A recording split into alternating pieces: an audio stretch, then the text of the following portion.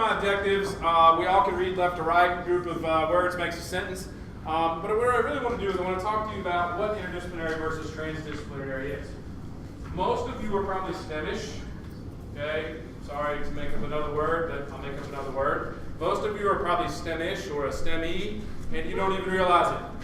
A lot of us treat STEM like we have this giant Grand Canyon to get over, or a hurdle that will make us be a STEM program. And I'd be willing to bet if I stepped in most of your classrooms or your buildings, you have a lot of STEM stuff going on. The question is, what are we labeling? Okay, how are we funding it? How are we actually creating an authentic environment for STEM learning? Then the state comes along, or your district, or your supervisor, or your coach, and we got this Common Core thing.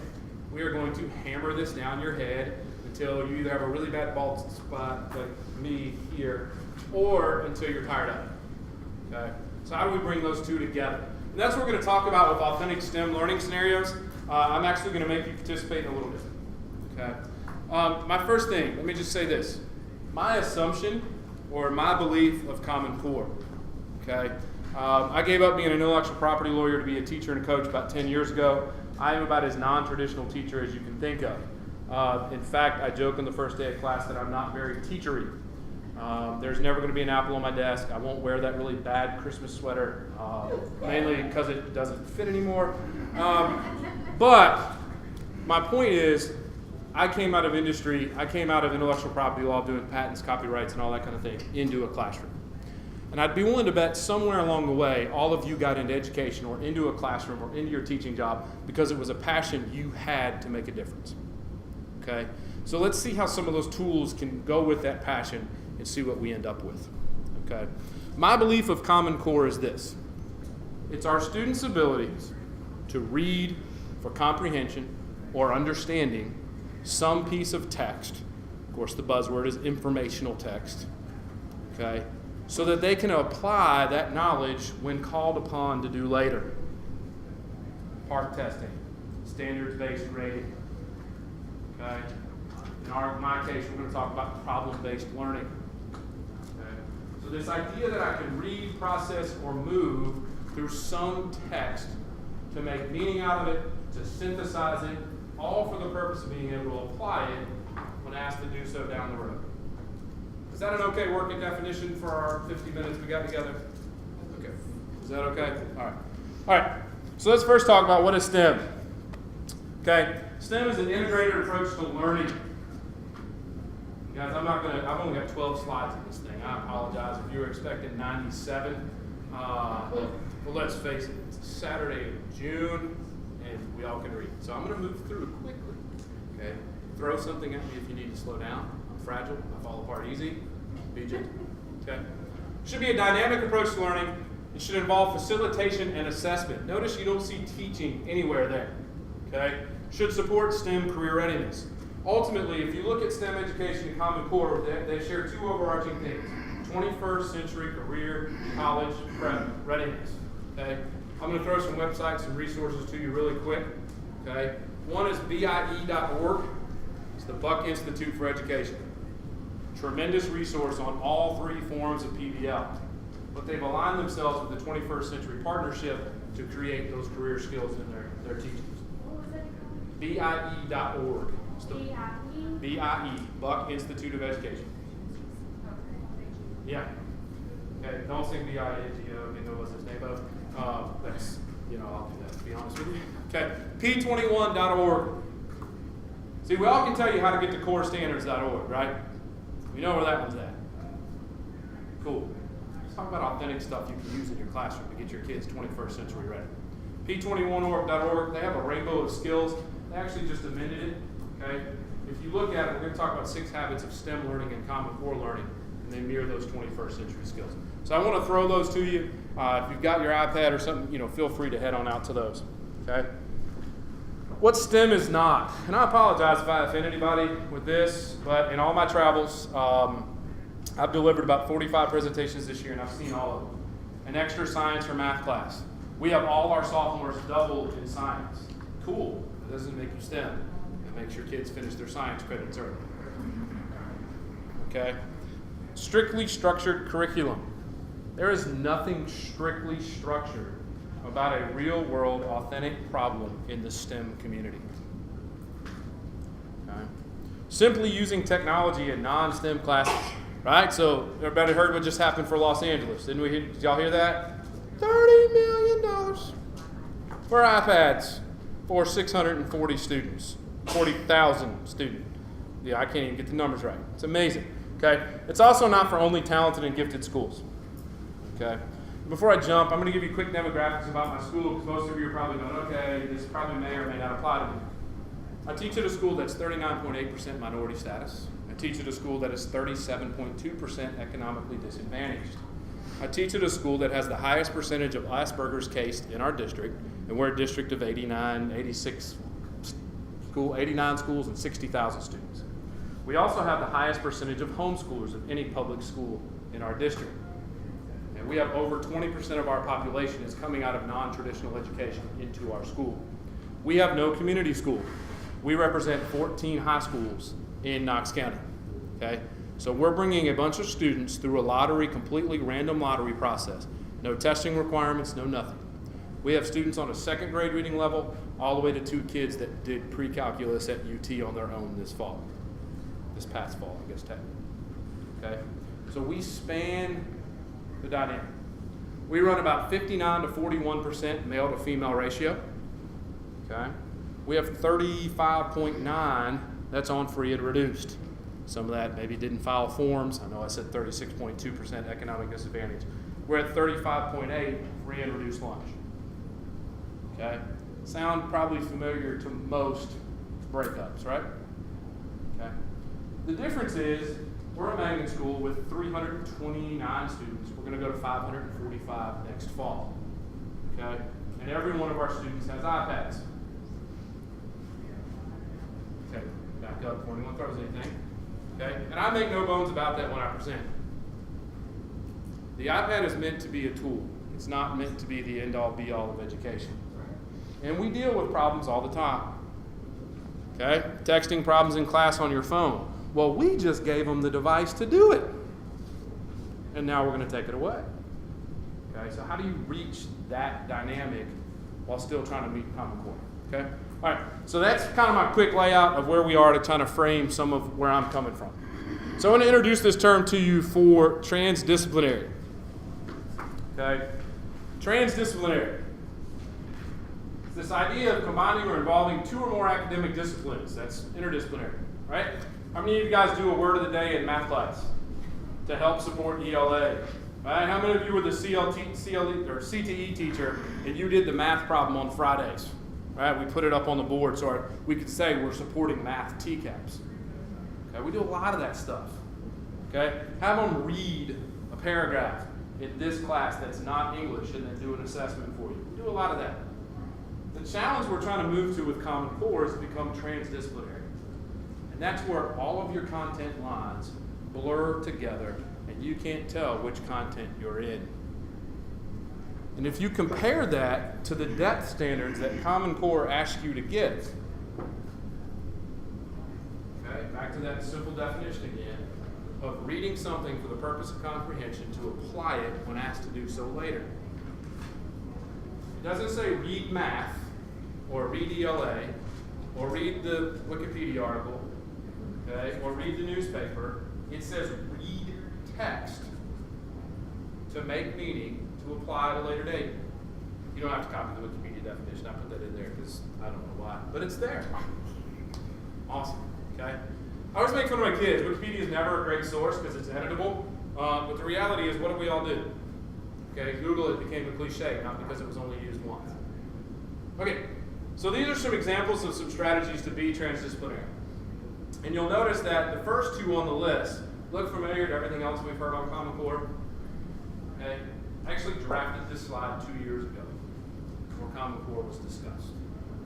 Introducing academic vocabulary, incorporated into all of your assignments, Common Core standards. Okay, and again, this will also be available at the end of the conference on the website for everybody to have. Okay, so if you're missing something, let me know.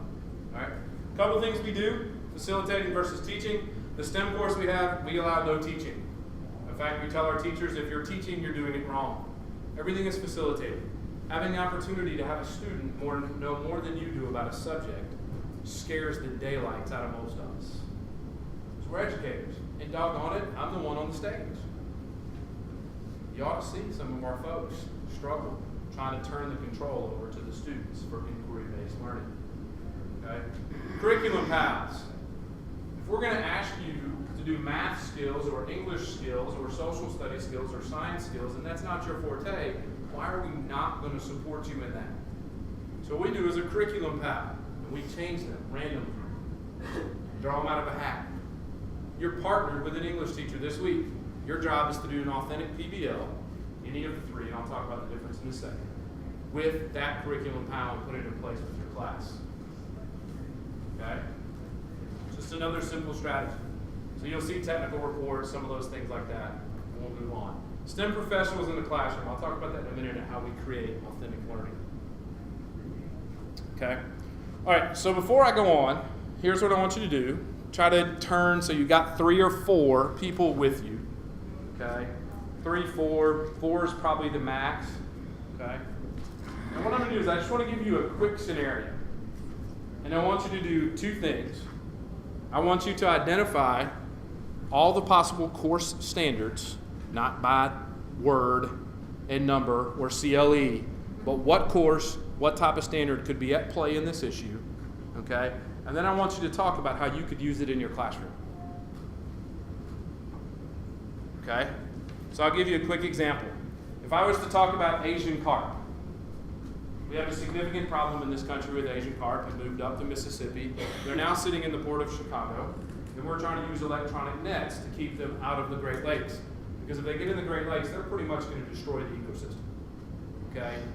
Faster than I can run a 40. Well, that's pretty slow. That wasn't a good example. Okay? But you get my picture. So if I presented that out just as a discussion point, I would want to identify what standards of any courses could we teach. Science, math, social studies, English, CTE, special, related areas, electives, whatever you call them. What standards out of any of those courses could be in that problem? Okay? And then the second thing I want you to do is just quickly, how can I take this back to my classroom? Does that make sense? Awesome. Okay, you ready for your issue? Yes. Okay, we have a big problem right now with police, government, using drones. Oh, I know, it's right on the paper. You think I would have come up with something like so much complicated, right? Okay, so here's what I want to talk about. We have privacy concerns over the use of drones in our communities for public information or accessing public information in the name of security. So what I'd like you to do is just quickly with a group of 3 or 4, just discuss what standards do I see that I could teach here, and how could I use something like this in my classroom?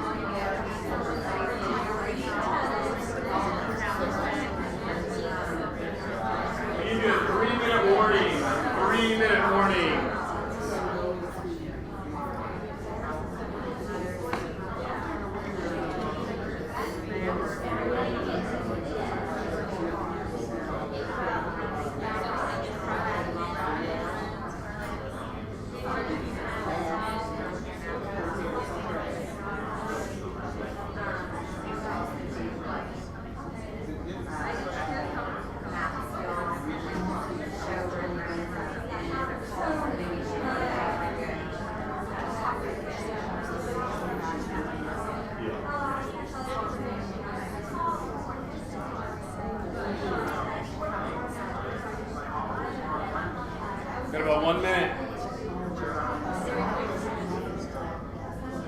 It's really a minute and 18 seconds, but I don't think anybody wants to hear the 18 second part.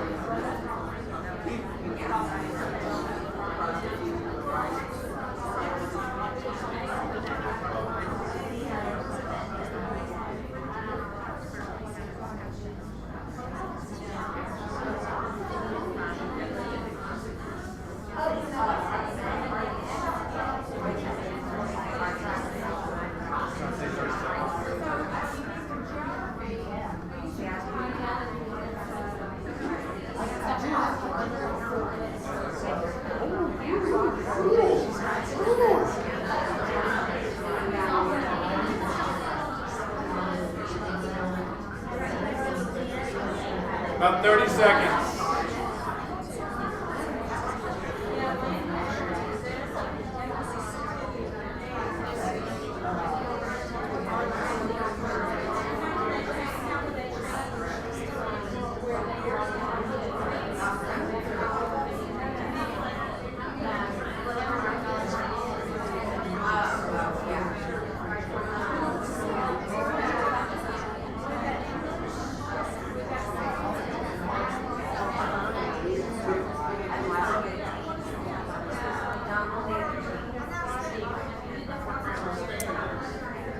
All right, I'm going to call time. Don't move too far because you're going to go back with your group just in 1 second. Okay, so it would take us forever, pretty much our whole afternoon, to start sharing out what every group did. So my thing about STEM is Common Core, right? Or STEM and Common Core.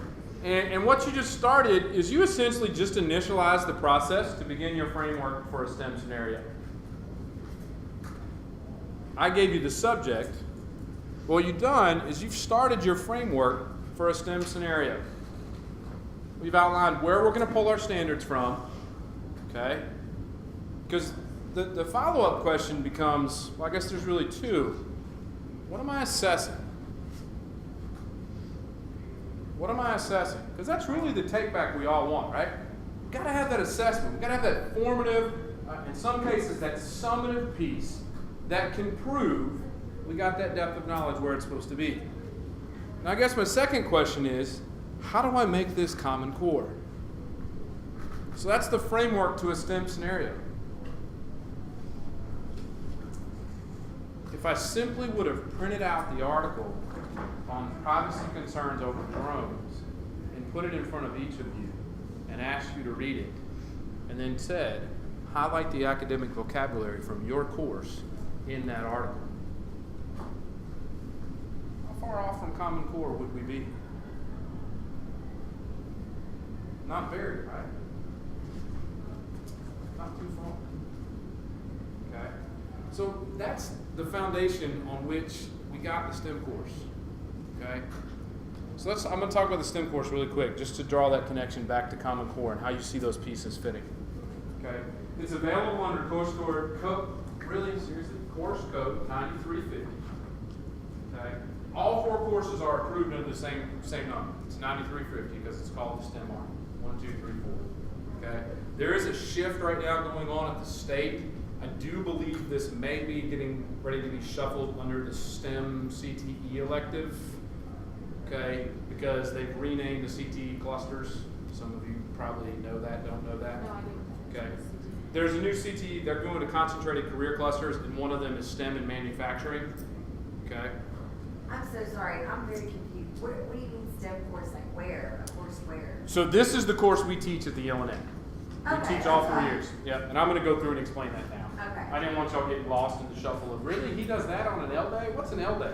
Yeah. Let's not go down that path. Okay, so this course it's available under 9350, and we teach it so that all of our students coming in, this counts as their focus elective credit.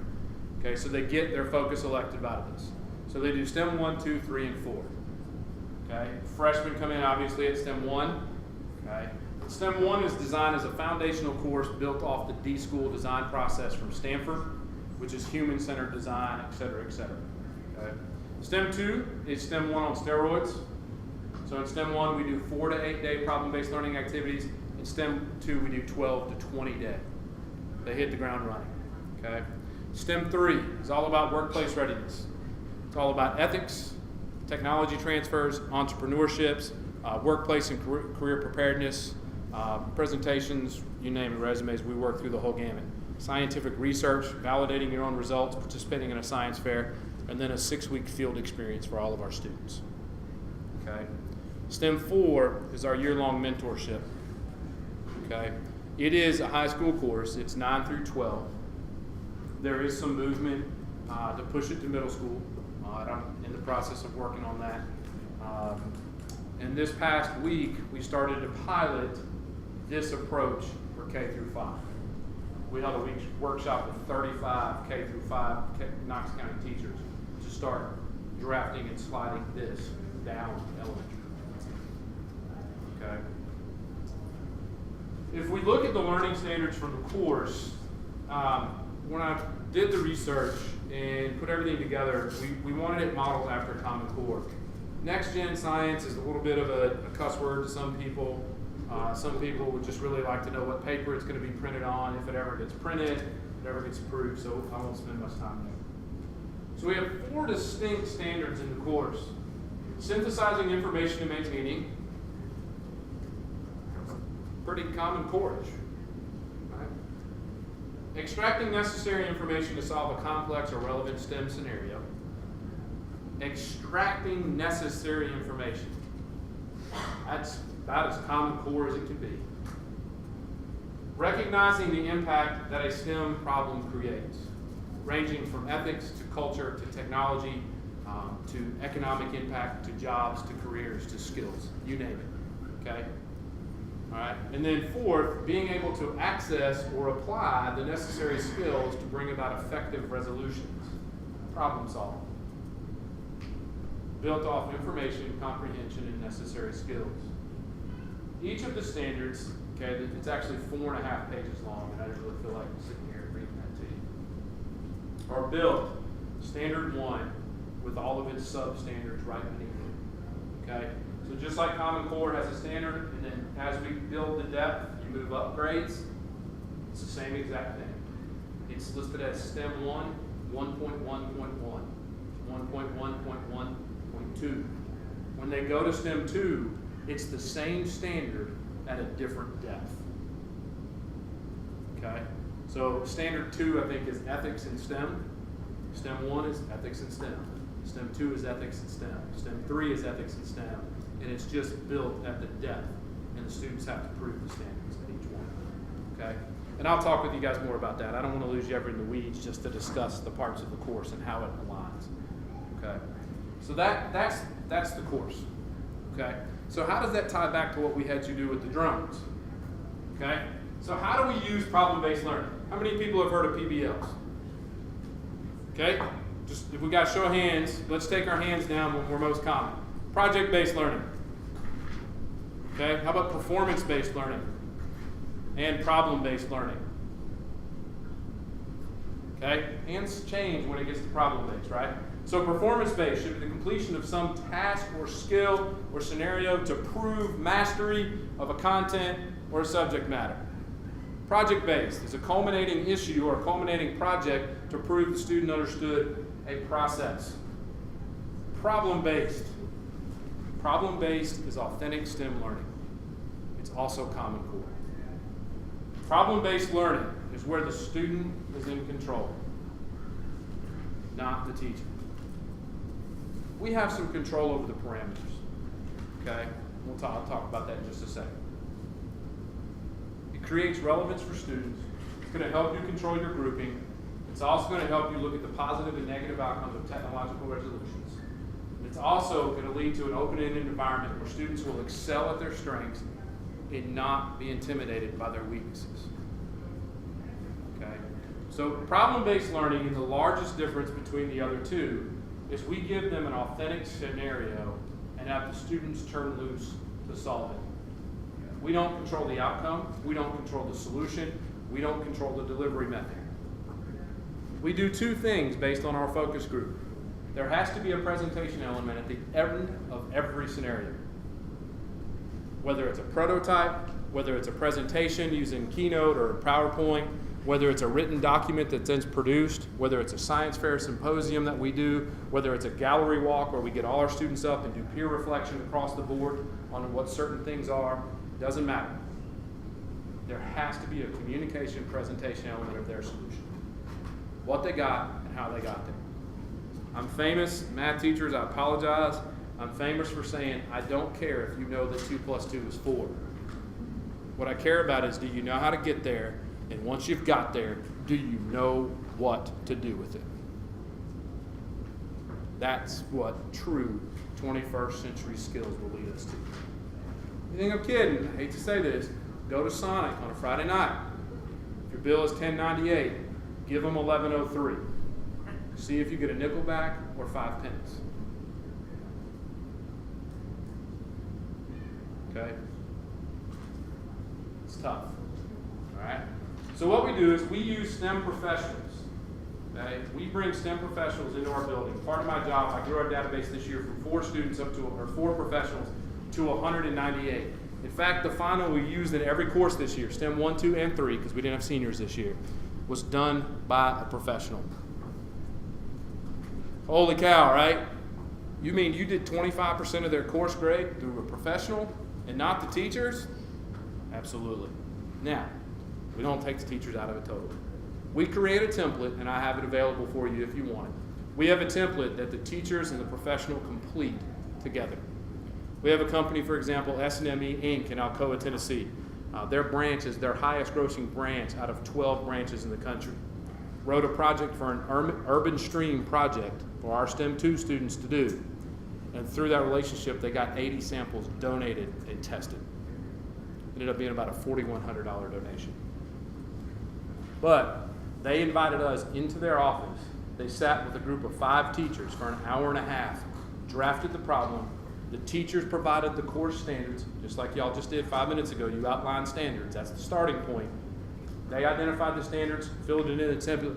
The experts brought the knowledge, the research, and the academic vocabulary to the table. They put it into a nice, simple package, delivered it to the students. Problem-based learning. Not performance-based, problem-based. The students went out, they did their own samples, they did their own graphing, they did their own analysis of the data and what it meant for the stream. The ultimate project was a second creek below UT's campus, sits below a rail line. Can it be used as a drinking source for UT's campus? Okay, some of us that are close to Georgia, you know, they're trying to take that water, there's that boundary down there. Okay, another one. Here's something to think about. We've got 9.2 billion people we got to feed in the year 2016. 9.2 billion we need to feed by the year 2016. How are we going to do that? Okay, so what we did is we used it with, I can't really reveal a source. I'll just say through UT Agriculture.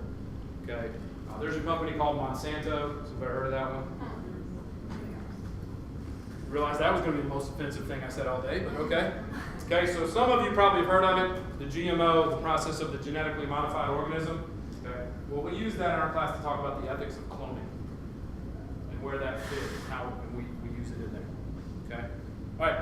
So what I want to do is I want you to return back to your problem, the drone problem, and we're going to make that drone problem go from a STEM scenario framework to a Common Core aligned idea you could use in class.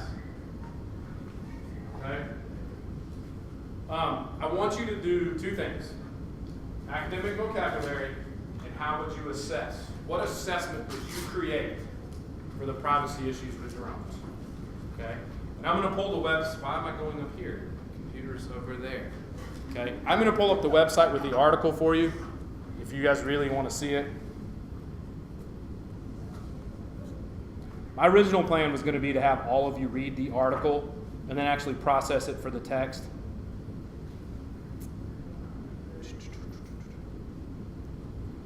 And I know I have the link. And if you Google privacy concerns over, drones, it's the first article that comes up. So much for that high-speed internet.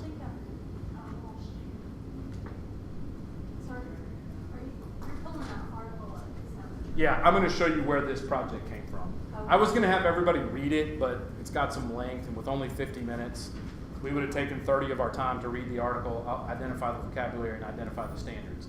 And I wouldn't have told you anything else, and then you'd be like, cool, I didn't do that But if before. you start, if you do, like, you would do like, this would be a good, like, to do a unit on. Oh, yeah. And then branch it off and then have everything I'll put it on outlined. my page. Now, when you're talking about the academic and vocabulary and how you would assess them, wouldn't it be better to have like a rubric, set up and say, well, this is, then have the rubric, grading them over the whole course of the unit? Sure. That'd be. That's perfect. You can do that. You can do an assessment checklist, right? What else? What are some other examples of assessments we could use here? What would be a formative assessment here for this? Just off of reading the article, which for some reason won't go. Technology's great, except for when it doesn't work. Right? So think about that. Get back with your group and talk. Because what I'm really asking you to do is I'm actually asking you to draft a STEM-based Common Core assignment you can take back to your classroom. This should spin your wheels, or at least start the framework for how you could put a STEM scenario in your class.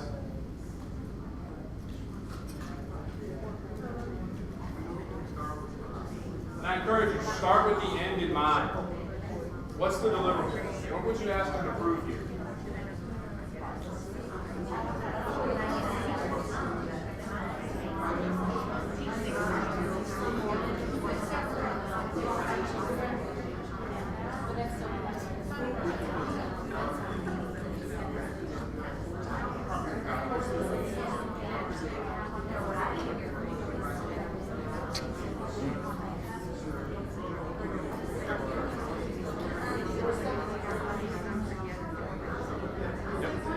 So what grade are you in?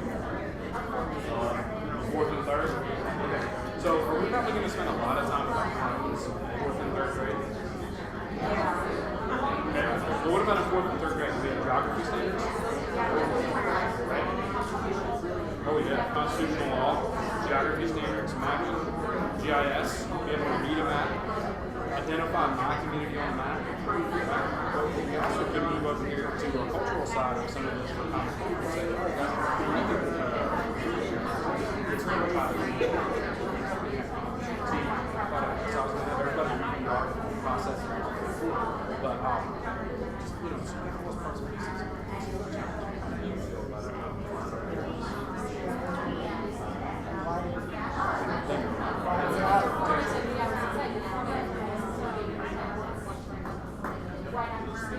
So if you have no idea what a drum is,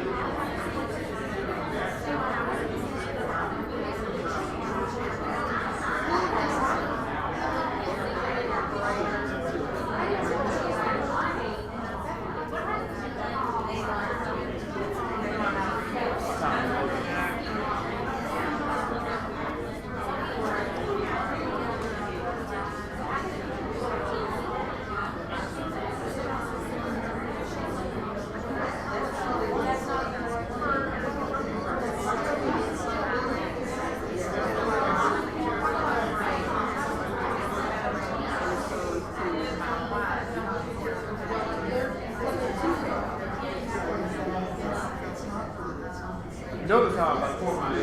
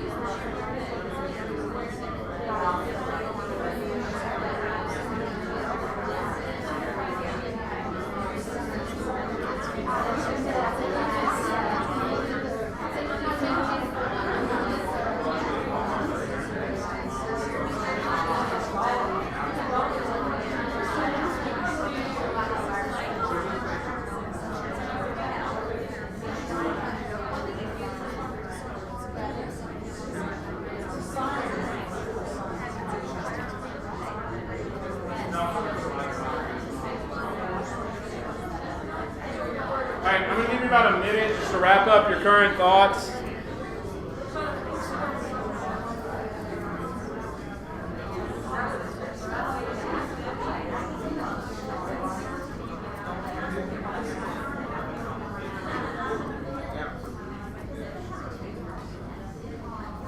Okay, so my K through 5 folks, right? Oh, what are we doing with the handout? Wait a second, or what's the other one? Well, I don't know. Okay, so I'm gonna tell a very bad story about myself just to show my ignorance. I'm a firm believer that assessment is a two-way street. Okay, it has to be a two-way street. It isn't just about seeing what your students understand, learn, know about your content, your lesson, et cetera, et cetera, et cetera. It's also about, as an educator, taking that information, review, reflect, and replan. You take that information and you review, you reflect, and you replan. It's got to go back the other way. In problem-based learning, if you're not pulling in, review, reflect, replan back, what are we really giving our students?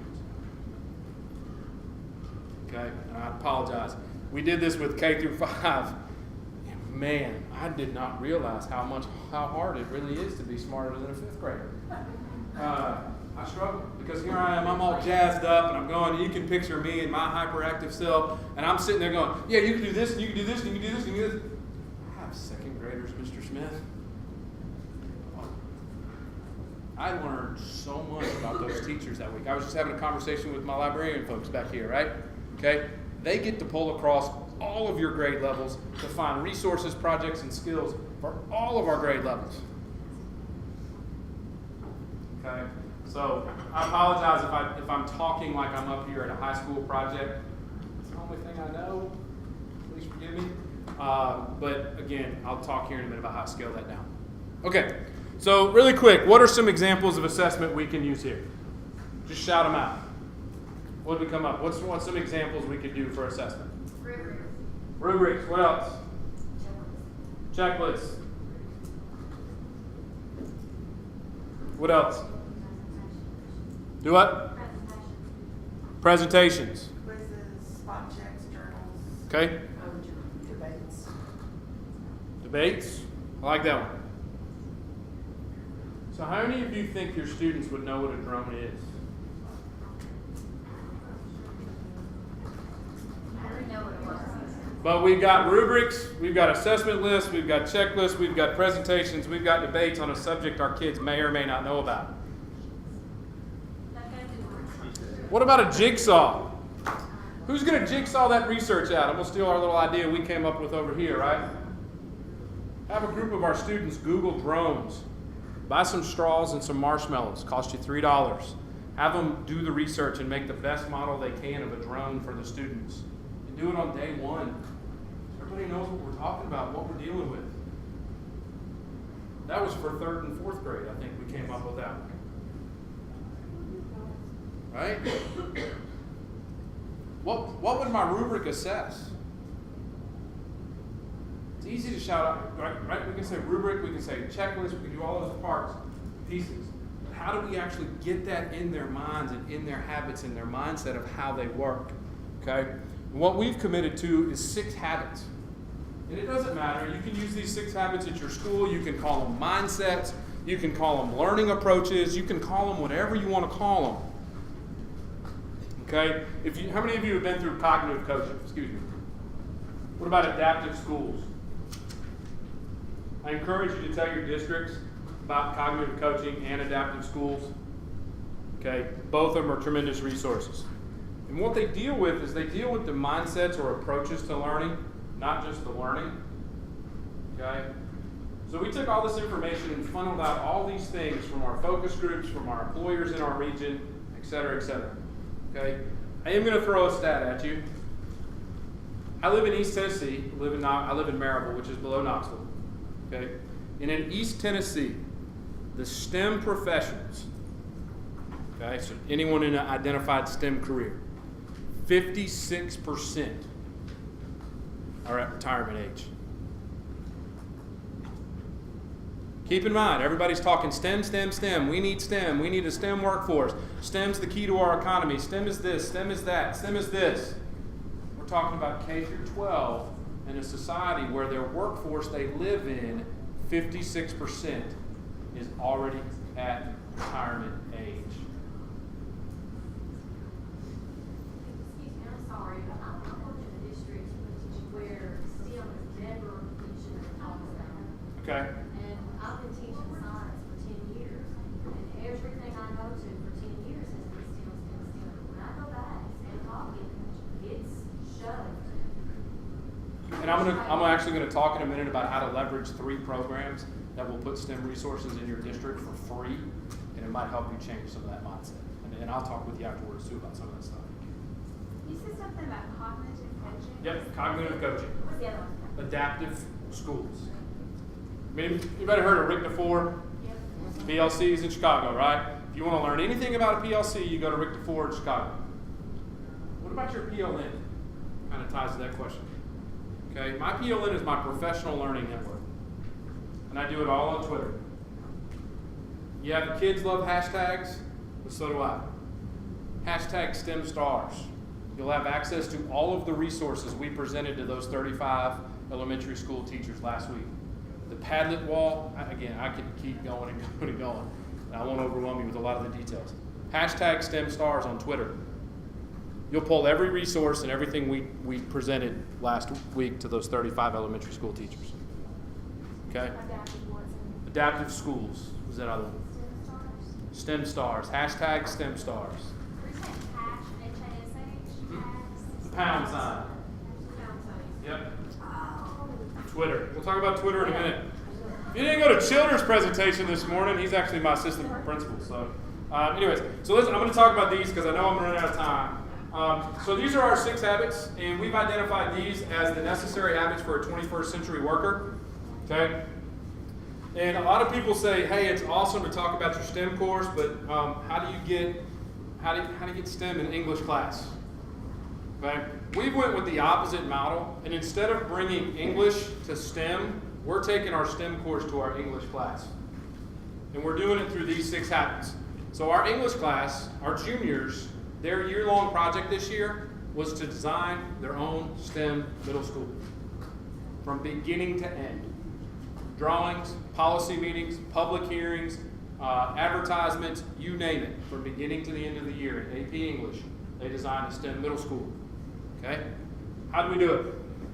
Design, critical thinking, inquiry, collaboration, professionalism, and innovation. I apologize that I read those, but inevitably, I'll leave one off. Tell you, it's usually professionalism. Anyways, okay, so those are our 6 habits, and the way we essentially use that is we put a habits rubric in place for our school, and we have a habits rubric that we use in all our courses. Okay, so we use it in English, we use it in social studies, science, and math. We use this habits rubric. We assess habits grades, habits performance, usually bi-weekly. And what we're doing is, are we as teachers giving assignments that foster the growth and development of these 6 skills? Because even if I don't call it STEM, critical thinking, is that necessary for learn? Probably, right? Inquiry-based learning? Another great question. Okay, what about the course? Who's it written for? If you have a valid Tennessee teaching license, you can teach the course. I wrote it specifically so that it is open to anyone with a valid license. Okay, so when I teach STEM 4 this year, that's my only class I'm teaching. I'm actually teaching it with, I think, our chemistry teacher. I'm either with our chem teacher or with our physics teacher. Okay, so I'm CTE paired with physics. We have one that is math and PE. We have another one that's music and PE. Just remember, it's facilitated, not taught. Okay, so we do everything to enforce these 6 habits, and I'll spend a bunch of time, if you guys want me to, afterwards talking about it. Okay. I'm going to buzz through some technology tools for you, because a lot of you are saying, holy crap, this is 1 billion pounds worth of information, and I absorbed 1 of it. Okay? Most of us probably get to a point where either us, or our students don't collaborate very well. But collaboration is a 21st century skill. We got to have it. Okay? So these are some tools we use to foster collaboration.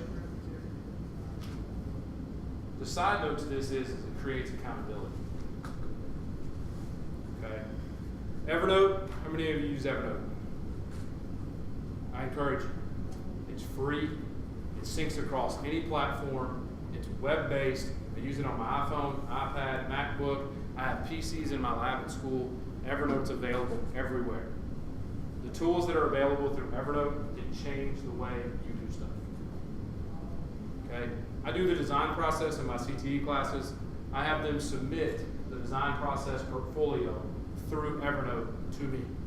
They share their notebook. I put my feedback right in their notebook and share it right back to them. Okay? I will tell you, the premium edition is the only way you can get the mutual sharing. But no offense meant, I'm not so sure I want Johnny being able to mutually share one of my notebooks anyway. Okay? We all have our flaws. Okay? Dropbox. If you're new to Dropbox, they recently upgraded to 3 gigabytes free. Okay, and again, all my students have one-to-one technology, and I apologize for that. I know not all of us are in that same boat. Okay, but just because they have it doesn't mean they're doing it right. It doesn't mean our teachers are doing it right. Okay, so Dropbox, again, none of these are specific. You don't have to have iPads to use any of these. Okay, Dropbox.com, download 3 gigabytes of free storage. Today's Meet. How many of you guys do bell ringers? Okay, Today's Meet is a great tool for bell ringers. Okay, it's todaysmeet.com. You create your own room, you post your questions, your students log in and put their answer. At the end, as the teacher, you store the transcript and print it out. You have immediate proof of their assessment, where they stand. Okay, live binders. In fact, this one is actually kind of an anti-iPad because it won't upload very good from the iPad. But livebinders.com, how many of you have that student that loses their notes all the time? Loses their assignments all the time. Okay? So livebinders.com is a virtual 3-ring binder. The student logs in, they create their own notebook, their own folder, their own tabs. They label it in their own way, with their own words, in their own order. And they share the folder with you. So if there's a key document you know they have to have, you just put the document in their folder. They do the work from there. It's just like a 3-ring binder. Okay? Weebly.com, free webpage. Doesn't matter what grade you are, K through 12. Make them make a webpage. Create a webpage as one of your assessments. Weebly.com is free. It's pre-formatted, and all they got to do is put in words or load pictures. They don't have to code. They don't have to animate. They don't have to do any of that. Now, if you want the Weebly.com part out, you got to pay $9.95. But for our purposes, it's great. Where I really use it, though, is it allows me to lead into this conversation about digital citizenship. What's your footprint look like? Okay, I spent 10 years as a girls' basketball coach. One of my girls went to a Division I school to play basketball. Unbelievable point guard. 2 weeks into school, she was back home. And I said, not a nice phrase, what are you doing here? She explained to me she got kicked out. She posted a picture of her at a party, and in the background there were several people smoking weed. Coach called her in, peace out. She finished her career at a D3 school.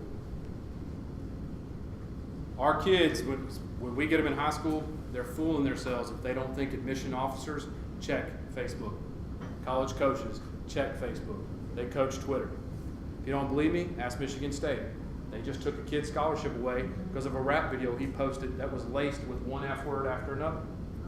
They told him to have a nice one. He signed his letter of intent and everything. Took it off the table. Okay? It's changed.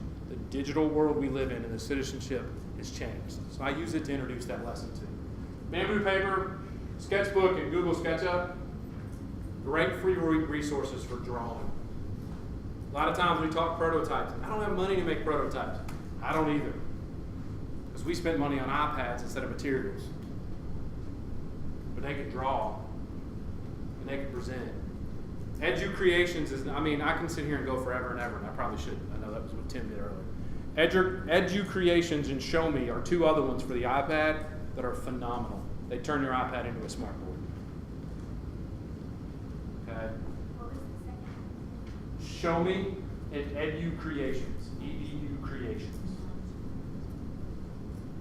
Edu-Creation was built by a geometry teacher and a professor. It is terrific. Okay? I talked about PLN in a minute ago. Social media. Hootsuite, Twitter, Facebook, Edmodo. Anybody using Remind 101? Okay? I know this isn't STEM and Common Core where I was grounding you a few minutes ago. These are tools you can use to help. Because we all know, August 5th, August 12th, July 23rd, whatever it is, school happens. You got a TCAP to teach students, or teach for, or whatever we're supposed to say. I had an EOC. Anyway, park. Okay, we got Discovery Ed in our system. 3 times a year, we do benchmark testing. Okay? Twitter. I'm at Smith STEM. I'll pull that page up here for you in a minute. Hootsuite is a dashboard app. Okay? In Hootsuite, you can put your Facebook, your Twitter, and your linked, and they're working on an email account all in one location. Rough stats say the average American spends about 8 to 9 minutes a day logging into accounts. Hootsuite is a secure environment that will pull those social medias into one place. You log in once, you see all of them on one feed. You just tap which one you want. Okay? I'm going to tell you, Twitter will overwhelm the ever-living daylights out of you if you let it. Okay? Same thing with all these other ones.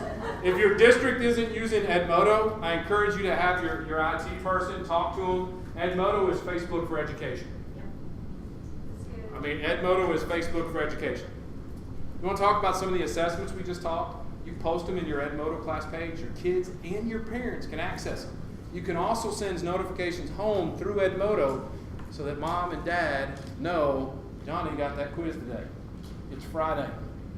Remind 101 is a free text service. You don't have to use your phone number. You send a text out to your students, to your parents, from a number from Remind 101. They sign up with you at the start of the school year, and it sends it. They can't text you back. But you can send reminders. You can post quiz. You can post, read this article before you come to class, because it is Common Core. Read the article before you get here. Okay, it's another good tool for you. And I can go on and on and on and on, but let's face it, it's a Saturday in June. I got about 3 minutes left. Okay? And I'm gonna skip to this slide. Okay? So my name is Mark Smith. Yes, I know that's really not that common. Oh wait. Knox County STEM Act, and again, guys, this PowerPoint will be the one. There's another one I've uploaded because I do 2 of these. There's another one I've uploaded that has this information too. The conference website will have this PowerPoint, so my information will stay readily available to you. I do have a couple business cards with me if someone that desperately needs to be bored by me again. Okay, mark.smith@knoxschools.org. Thank you. Somebody got that at least. Okay. On Twitter, I am @SmithStem. Okay. I just recently started a blog, which I linked to my Twitter. It ain't going so well. It's in its pitiful stages, but it'll get there. Okay. Last year we hosted 42 school groups. Okay. For some of us who don't know, starting Monday in Oak Ridge is the STEM Leadership Academy. All 135 districts in the state of Tennessee were asked to send 2 people, paid stipend, with professional development. It's funny how many people don't hear that when I mention that, right? It's amazing the number of principals and district superintendents that were at the academy last year. And that's not meant to be derogatory to anybody. It's true. Okay, that's just the nature of the beast. Okay, so 135 districts, 2 people per district, will be in Oak Ridge next week for the STEM Leadership Academy. Okay, I'm one of the inaugural fellows. I've conducted webinars through it. I've presented at 4 different national conferences this year. I have 5 or 6 different presentations I do. At FETC, I presented, which is in Florida. The professional development is all what you make it. Okay, the Florida Educational Technology Conference and FETC, best teacher ed conference I've ever been to. Okay, it's in Orlando in January. If some of you don't want to go now, you must need to wake up. It's in Orlando in January. Okay. And the cost of it is actually not that bad. It's $200 for the full conference access for the week. That's awesome. When you look at things like Leap for Innovation for STEM Learning, charges $690 just to get in the door. Okay, ISTE was $394. Okay, so anyways, so I'll leave that information up. I've got technically 1 minute of my time remaining, 2 minutes of my time remaining, but I'm going to leave that to questions. I've started you down a lot of roads today. Some of them didn't end. Some of them had yield signs. Some of them said, "Holy cow, I just wrecked my car into the water." That's okay. If I can help in any capacity at all, don't hesitate to email me. Follow me on Twitter. Send me a message. Just make sure in some way you tell me that I was here at PET. Somehow I'm a teacher with about 10,000 emails in my inbox. So make sure if you do that, I know where I got you, okay? So I'll stick around for a while. If you have questions, please feel free to join me, and we'll go from there. So thank you very much. Thank you.